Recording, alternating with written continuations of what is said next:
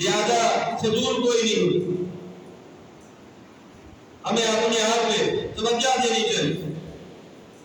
اور نبی علیہ الصلوۃ والسلام کا فرمان ہے، فرمایا جس بندے نے دو چیزوں کی مجھے ضمانت دے دی، ایک جو دو جبروں کے درمیان ہے، اپنی زبان اور اپنی شرمگاہ کی حفاظت کا بھی، میں اسے جنت کی ضمانت دوں. ہم کتنا اپنی زبان پہ کنٹرول کر رہے ہیں، ہمیں غور و فکر کرنا چاہیے. یہ مومنوں کی خوبی ہے کہ وہ لبوں باتوں سے اعراض کرتے ہیں، منہ موڑ لیتے ہیں. تیسری جو خوبی اللہ تبارک و تعالی نے ذکر کی، فرمایا والذین هم للزکاۃ فاعلون، وہ جو زکات ان پہ فرض ہے اس کو ادا کرنے والے ہیں. ایک تو فرض زکات جو نصاب کے مطابق مال ہو، جس پہ سال گزر جائے اس کا 40واں حصہ ہوتی ہے.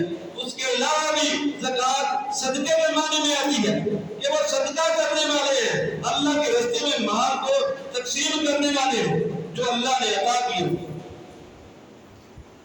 اور آج ہمارے اس ملک میں اس بات کی شدت سے ضرورت ہے کہ یہ ملک جس کا بہت زیادہ حصہ آج آفت میں مبتلا ہے، سیلاب کی شکل میں، گاؤں کے گاؤں، بستیوں کی بستیاں صفحہ ہستی سے مٹ چکی ہیں، اور کچھ جو آدھے کھڑے ہیں اور کچھ کتنے لوگ ہیں جو متاثر ہوئے. کم و بیش جو مختلف خبروں کی زیرت مانا 2 کروڑ کے قریب لوگ جو ہے متاثر ہوئے اس سیلاب سے.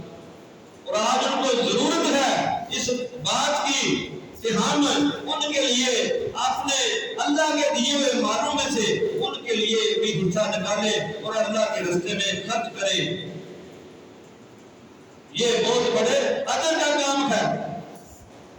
اور جب بندہ بھی صحیح ضرورت مند ہو، شدت سے ضرورت ہے ان لوگوں کی جن کے پاس نہ رہنے کے لیے چھت ہے، نہ پہننے کے لیے لباس رہے ہیں، ہر چیز ان کی پانی بہا کے لے گئے.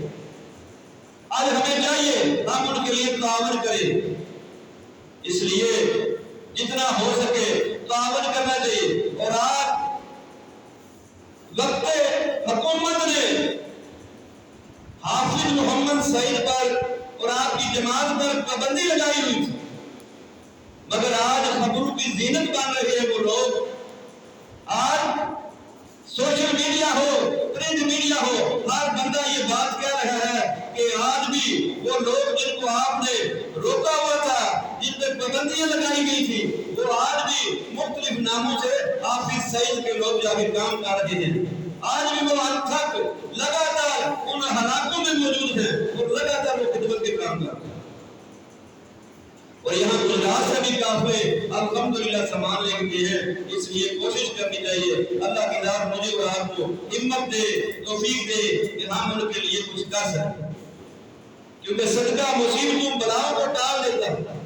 اور نبی علیہ الصلوۃ والسلام کا فرمان ہے، فرمایا کل قیامت کے دن جب کسی چیز کا ضائع نہیں ہوگا، وہ بندہ جو صدقہ کرنے والا ہوگا وہ اللہ کے عرش کے سائے بھی نہیں، صرف صدقہ کرنے کی وجہ سے.